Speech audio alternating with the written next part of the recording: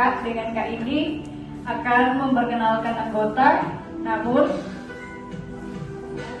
sebelum itu Kak akan mengundang Kak membantu kegiatan di pagi hari. Kakak Dian dipersilakan masuk kepada Kakak Dian. Bilang halo Kak Dian. Next. Yang akan dipaparkan oleh Kakak Dian. Dipersilakan Kakak Dian. Nah, yang pertama ada pengertian rasio likuiditas, yang dimana rasio likuiditas atau sering juga disebut dengan nama rasio modal kerja merupakan rasio yang digunakan untuk mengukur seberapa likuidnya suatu perusahaan. Rasio likuiditas berfungsi untuk menunjukkan atau mengukur kemampuan perusahaan dalam memenuhi kewajibannya yang sudah jatuh tempo, baik kewajiban kepada pihak luar perusahaan atau likuiditas badan usaha maupun di dalam perusahaan atau likuiditas perusahaan. Nah, adik-adik di sini kalian ada mau bertanya kepada adik-adik. Untuk itu, jadi siapa yang mau angkat tangan duluan? Dia yang mau menjawab pertanyaan tersebut. Pertanyaannya adalah adik-adik boleh jelaskan ulang apa yang dimaksud dengan pengertian rasio likuiditas. 1, 2, 3. Ulang nih, hitung sampai 3 baru. 1, 2, 3.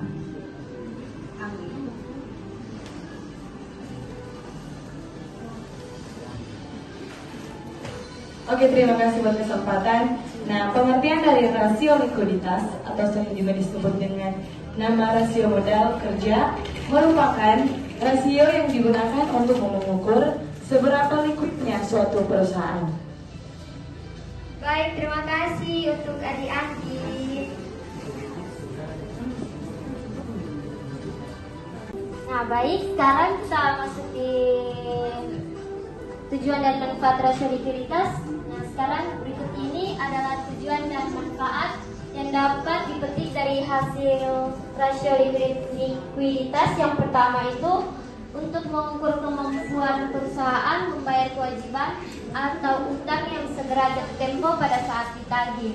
Yang kedua, untuk mengukur kemampuan perusahaan membayar kewajiban jangka pendek dengan aktiva lancar secara keseluruhan. Dan yang ketiga, untuk mengukur kemampuan perusahaan untuk membayar kewajiban jangka pendek dengan aktiva lancar tanpa memperhitungkan kesediaan ataupun piutang. Next. Oke, sebelum Dora masuk pada break time next ini, kan ada yang di luar yang terlambat. Untuk yang di luar boleh masuk. Sedia untuk membayar utang atau kewajiban yang diperoleh dari perusahaan itu. Kemudian yang keenam, sebagai alat perencanaan ke depan atau alat perencanaan untuk masa depan, terutama yang berkaitan dengan perencanaan kas dan utang. Dan yang poin yang terakhir yaitu poin ke-7, yaitu untuk melihat kondisi dan posisi likuiditas dari perusahaan dari waktu ke waktu dengan membandingkan beberapa periode sebelumnya. Seperti nanti kita akan memberikan contoh kepada adik-adik dari periode 2005 dan 2006. Oke, tolong istirahat dulu sedikit 5 menit. Di sini kakak-kakak telah menyediakan snack dan minuman untuk adik-adik. Untuk itu, bagi kakak-kakak penitia dipersilakan untuk menyajikan kepada adik-adik. Ayo.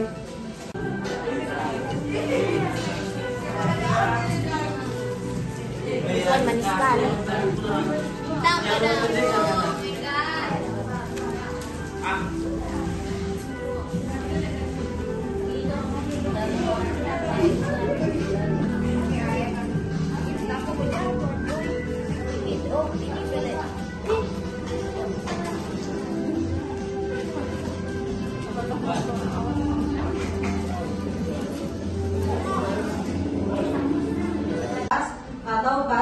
atau yang setara dengan kas seperti rekening giro, tabungan di bank, atau yang dapat ditarik setiap saat. Dapat dikatakan rasio ini menunjukkan kemampuan sesungguhnya bagi perusahaan untuk membayar utang-utang jangka pendeknya.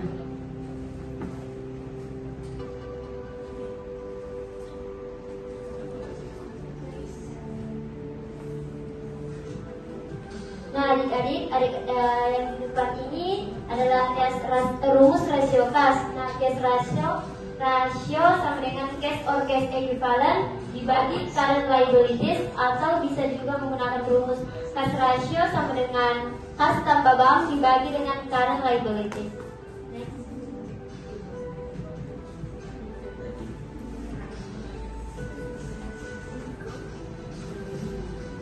Kemudian kita juga memperoleh contoh selanjutnya, yaitu komponen laporan keuangan yang didapat. Yang pertama, total aktiva lancar untuk tahun 2005 sebesar 1.640 dan untuk tahun 2006 sebesar 1.340. Kemudian total utang lancar yang diperoleh untuk tahun 2005 dan 2006 masih sama, yaitu 750. Kemudian untuk komponen laporan keuangan kas untuk tahun 2005 yaitu sebesar 250 dan 2006 260. Kemudian giro atau bank sebesar untuk tahun 2005 sebesar 350 dan untuk tahun 2006 sebesar 300. Untuk penyelesaiannya di tahun 2005 itu cash ratio 60 dikurangi dengan giro atau bank sebesar 300 dibagi dengan utang lancar sebesar 750, hasilnya 0,746 atau 75%. Oke, ini dulu.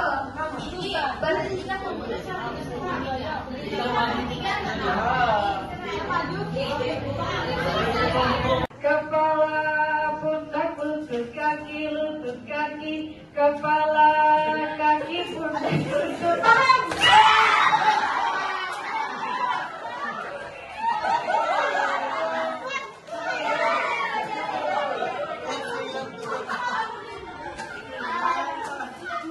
Naik kereta api, tut tut tut,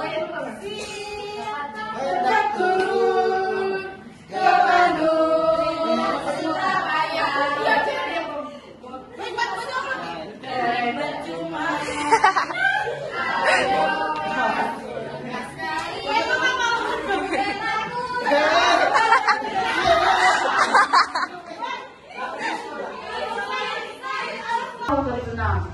Di tahun 2006 ini kurang rasio sama dengan 1.340 dibagi 750 sama dengan 1,8 kali. Oke, yang kedua itu tentang rasio cepat atau quick ratio.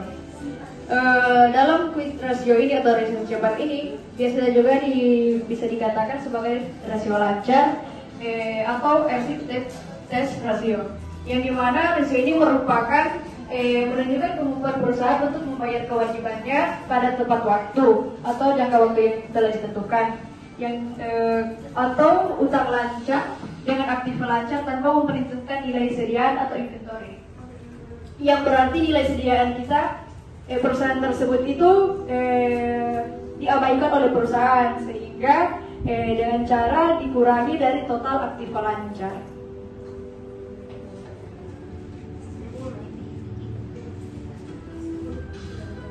Nah, teman-teman, adik-adik semua, cara kita untuk mencari quick ratio itu dengan cara mengukur total aktiva lancar, kemudian kita kurangi dengan nilai sediaan. Atau teman-teman bisa lihat di slide di depan untuk rumus quick ratio atau acid test ratio, yaitu dengan kas ditambah bank, kemudian ditambah efek dan ditambah piutang, kemudian kita membagi. Rumus dari rasio perputaran kas yaitu rasio perputaran kas sama dengan penjualan bersih dibagi modal kerja bersih. Nah, di sini ada contoh dari rumus rasio perputaran kas. Komponen laporan keuangan di tahun 2005 dan 2006. Penjualan besi atau net sales berupa kekso lemasan lesu seperti dan untuk itu seperti tadi utusan 2 orang berkelompok.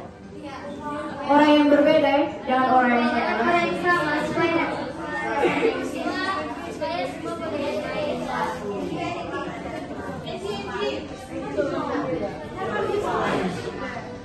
Mau kasih bersenam sendiri. Oke? sama bersenam. Iya. Boleh dong kalau kesedia. Kalau dari kelompok sendiri, Bukan.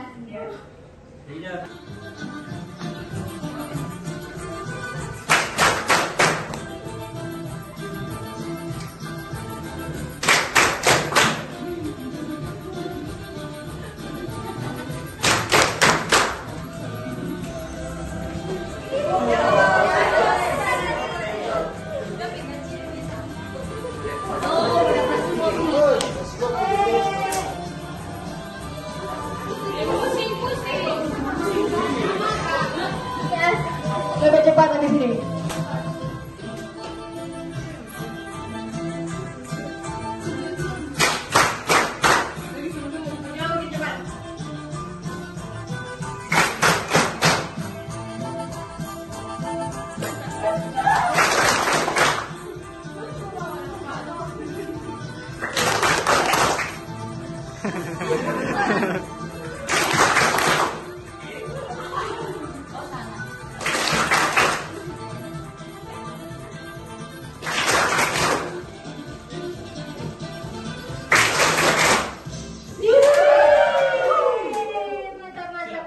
Mantap. Sama juga. Untuk tadi dulu jawaban. Terima kasih Pak.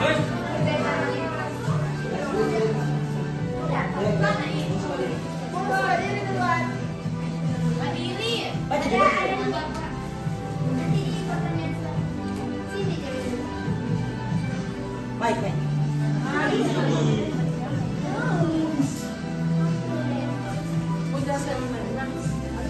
Singkat. Jelas, sebut baru jelaskan. Yang pertama ada rasio lancar, yaitu rasio lancar atau kalian rasio merupakan rasio untuk mengukur kemampuan perusahaan dalam membayar kewajiban jangka pendek atau utang yang segera jatuh tempo pada saat ditagih secara keseluruhan. Yang kedua ada rasio cepat atau quick ratio. Rasio cepat atau quick ratio atau rasio sama lancar atau cash ratio merupakan rasio yang menunjukkan kemampuan perusahaan dalam memenuhi atau membayar kewajiban atau utang lancar atau utang jangka pendek dengan aktiva lancar tanpa memperhitungkan kesediaan atau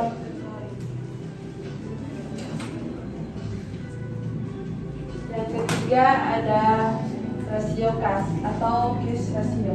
Rasio kas merupakan alat yang digunakan untuk mengukur seberapa besar uang kas yang tersedia untuk membayar utang. Pertama, hadiahnya akan diserahkan oleh Kakak Yuko. Silakan Cindy.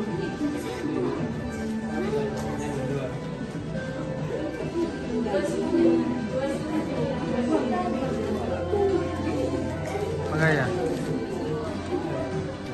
1, 2, 3.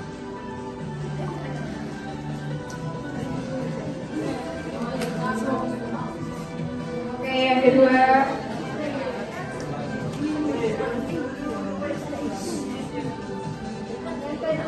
untuk Gea dipersilakan.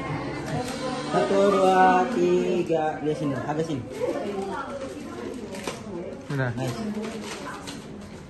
Dipersilakan dulu, terima kasih. Foto bersama. Oh iya, tunggu kan bentar mau foto bersama.